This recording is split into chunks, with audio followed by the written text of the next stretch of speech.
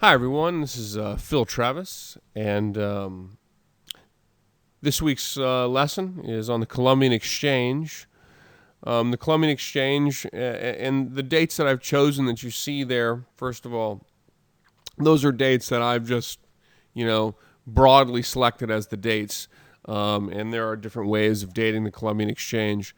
The Columbian Exchange is a term that refers to a long lasting exchange of plants, ideas, diseases, people, and so forth between the old world, Europe, and all of those connected with Europe, and the New World, which was the Americas, which beginning with Columbus's voyage in 1492, this was the first time um, in the history of a globalizing world that the Americas had been truly incorporated into a direct and continuous trade and interaction with the rest of the world.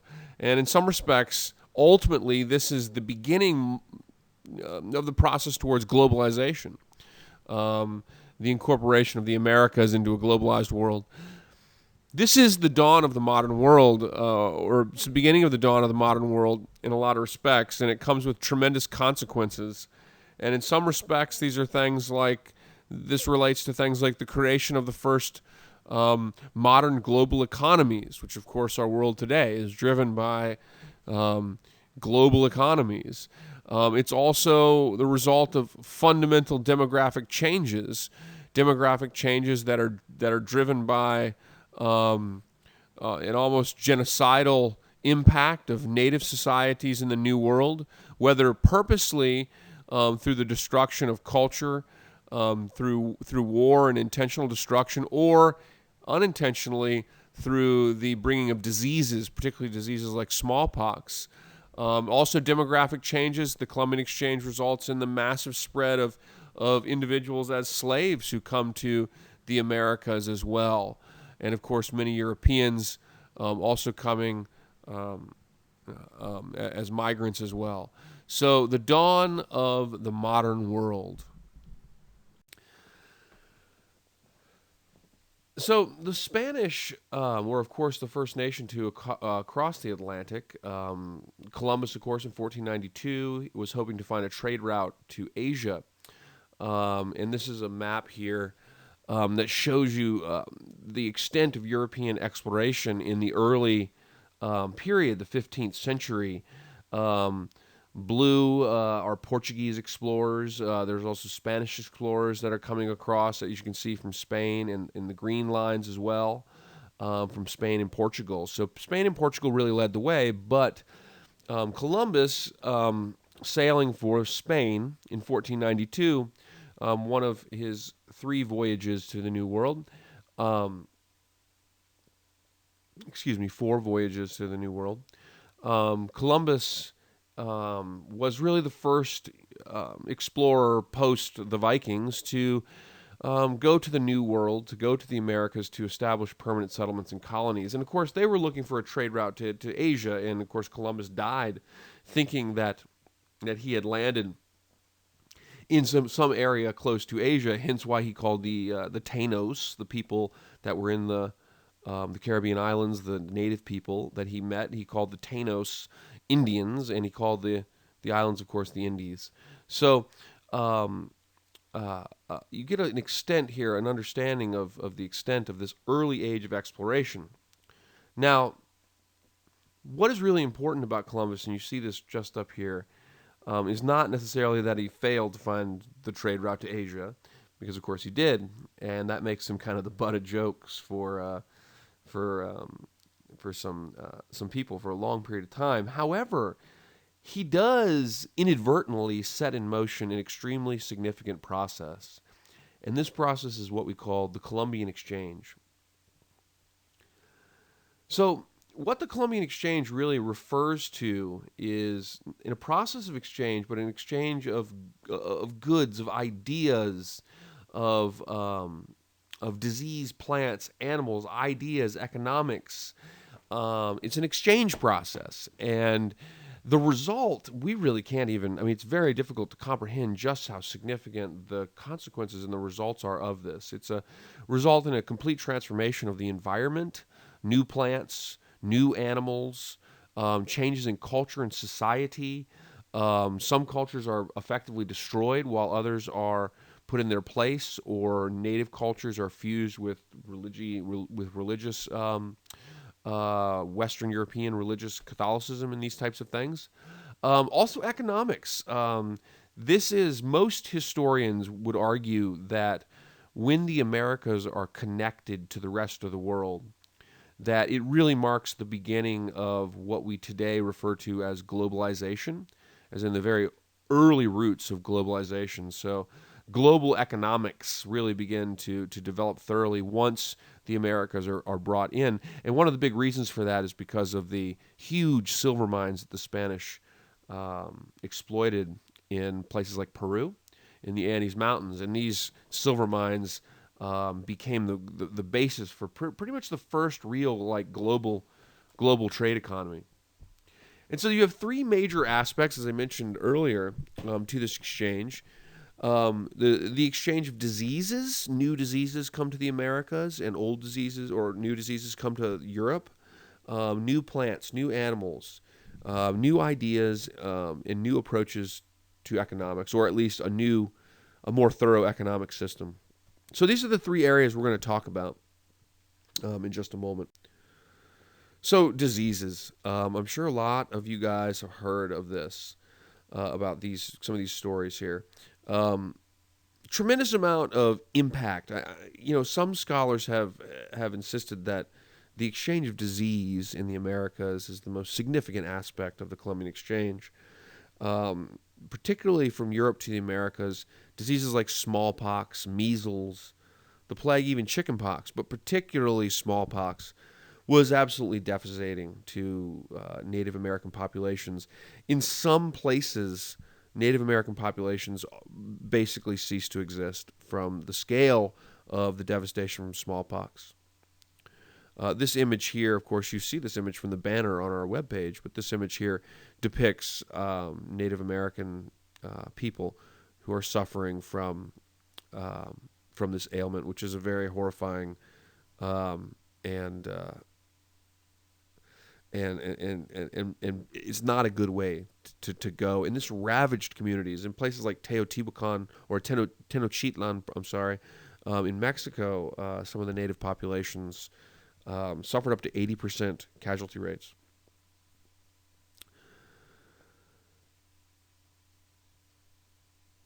So, disease was part of the conquest. I mean, if we go back, I'm not sure Pizarro necessarily needs to be in here, but we can mention Pizarro. We can mention Hernan Cortez, the conquistadors, who, of course, were the Spanish conquistadors who conquered the Aztec Empire and, of course, also the Inca Empire in Peru.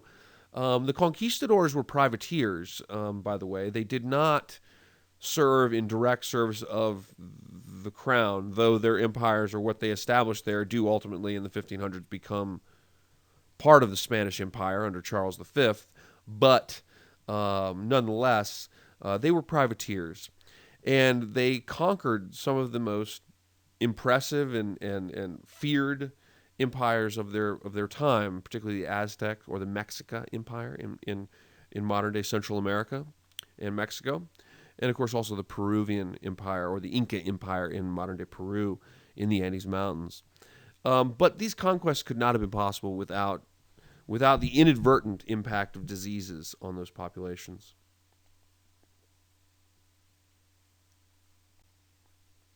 So some examples of plants and animals that came to the New World or left the New World.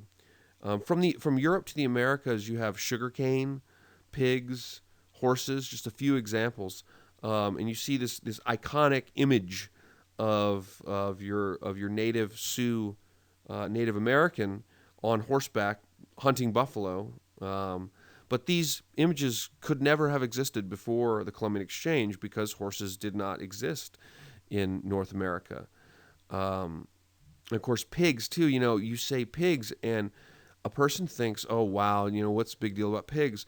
Well, pigs would be allowed to roam in North America free. And as a result of this, they did incredible damage to the environment and the countryside and almost single handedly altered Native American way of life. There's a very good book called Creatures of Empire that talks about, in particular, how the hog or the pig undermined the lifestyle of Native Americans in eastern North America. And of course, sugarcane is very significant. Of course, sugarcane is the dominant produce of Brazil today and many of the Caribbean islands. And so very, very significant when you talk about. And of course, the sugarcane that's brought there is going to be, you're later going to have African American slaves, many of them, who are going to be forced to work in these. And so it also facilitated a slave system. Of course, the contribution in terms of plant and animals from America to Europe, ironically, while many of the things that came from Europe to the Americas, like smallpox, devastated the populations of the Americas, things that came from the Americas to Europe, in some cases, were absolutely integral to the health and lifestyle of Europeans. The potato, particularly. The potato revolutionized the diet for people in Central Europe and Ireland and places like this. And it actually facilitated the growth of population in Europe because it was a hardy plant that could grow well there, and it could be used and kept for long periods of time. And so it held off famine for quite often and encouraged a population growth. So the potato was an absolutely revolutionary development for Europeans. And of course, there are many examples here. Tobacco, of course, is an example. Cacao is an example. There are many, many, many examples that we could mention from Europe to the Americas or the Americans to Europe. In fact, one interesting example, the guinea pig, which the guinea pig, of course, was a delicacy in Inca culture in Peru. Europeans brought the guinea pigs back to Europe because during this time period they were apparently they were hygienic animals. They would use them to try to keep the fleas off of themselves. So the idea was that people got fleas because they were dirty in these, in traveling. And so people got fleas, but if you had these guinea pigs around, the idea was that the fleas would jump off of you and they would stay on the guinea pig.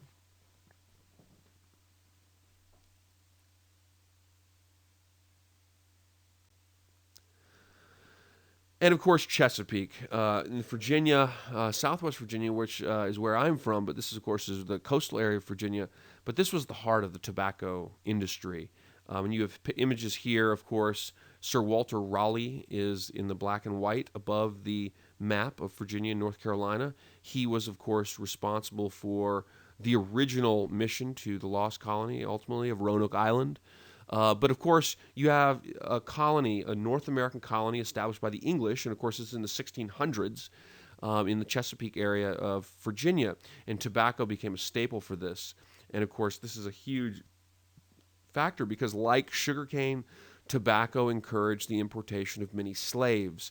And so, as a result of this, part of this Columbian Exchange is not only the development of a conspicuous consumption of a product for Europeans, which Europeans became widely addicted to tobacco, it also became something that encouraged migrations of people, both people who wanted to come to the Americas, people who felt they had no other choice to come to the Americas as, say, an indentured servant, or, of course, many people who came against their will in the case of African Americans, as you see pictured here, African American slaves in the Chesapeake.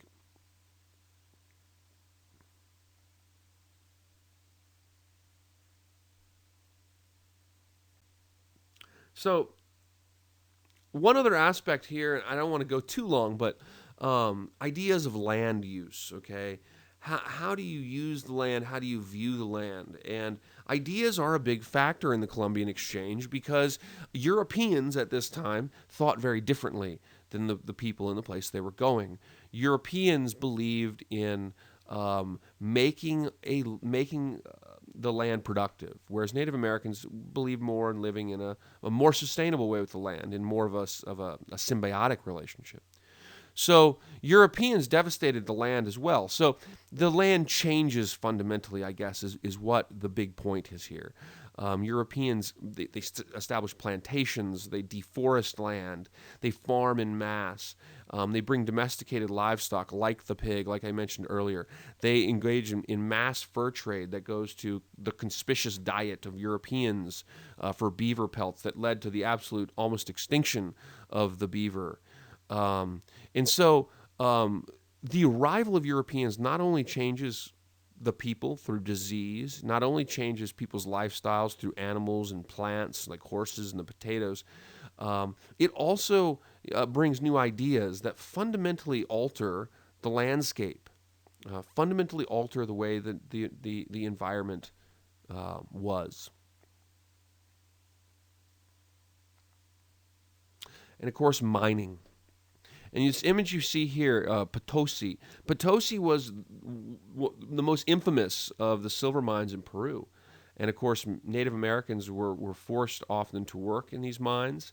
Many of them were suffered from things like mercury poison in excessively difficult, hard work. But the mining of silver revolutionizes the world economy. And for the first time, this is during the 1500s, for the first time, you see a single currency, silver, really become the dominant world currency. Now, and one other aspect of ideas too is religion. Did Native Americans adopt Christianity? Sort of. They do accept Christianity, but they kind of create their own Christianity in a lot of cases.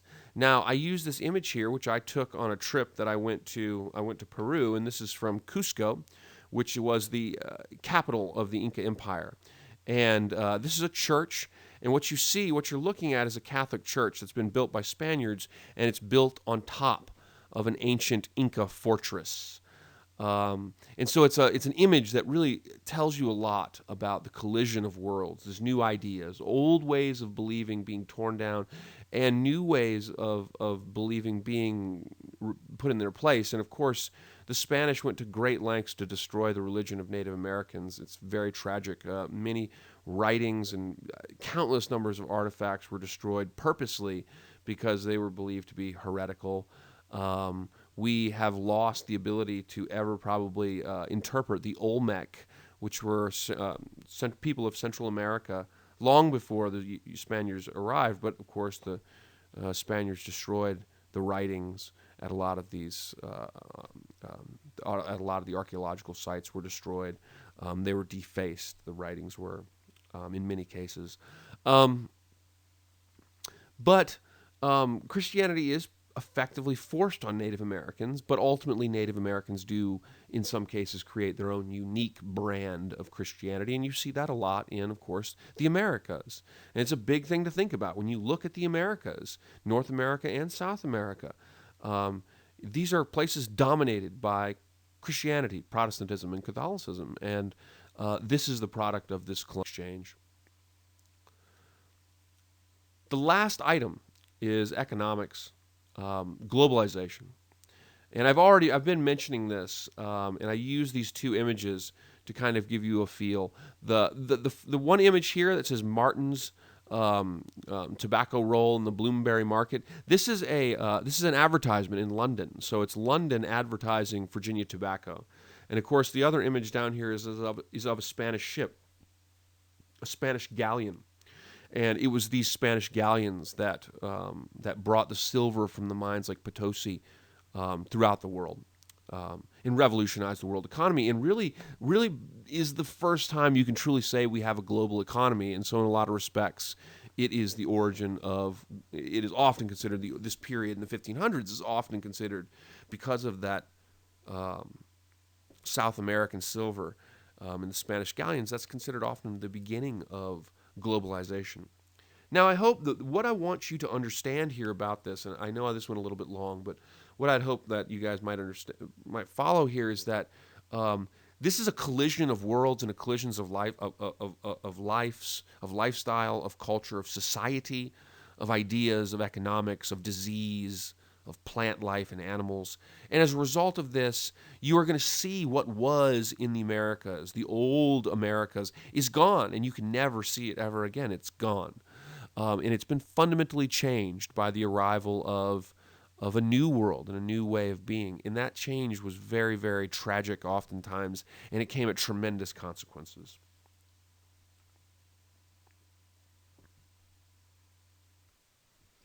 So, just to sum up real quick, so the result of the Columbian Exchange is, a fundamental transformation, a transformation in environment, in demographics, society, culture, and of course economics. The modern world today is a result of this process. It's incredibly significant. Um, and so ultimately, the Americas do represent a new world, the beginning of a new world, the world today. And the last slide, guys, um, it had tremendous consequences. The Columbian Exchange had tremendous consequences. I mean, in one respect, the world we look around and see today is the product of it. However, and of course, there's many people who thrived because of the Columbian Exchange. When you consider, for example, um, poor people in Germany, for example, thrived because of the potato as a result of the Columbian Exchange. But one of the other consequences, though, was, of course, mass population loss to the Native Americans, slavery, which, of course, slavery and, of course, the ramifications of racism and injustice were fundamentally tied to the globalized economic system. And, of course, the creation of a global economy in which um, economic profit is maximized at the top on the basis of very hard labor for those who are often not fully appreciated for it, whether they're slaves or poorly paid servant labor or whatever it may be. And there's many other elements. I mean, the environment is absolutely one place that we could look um, to see the potential damage and alteration caused by the Columbian Exchange. But incredibly significant, and there's positives, but there's also some very, very negative consequences. So one has to, when thinking about history, consider um, the significance not only of it positively for the world ahead, but also for the consequences for those at the time. Okay, guys, I hope this is helpful. Until next week.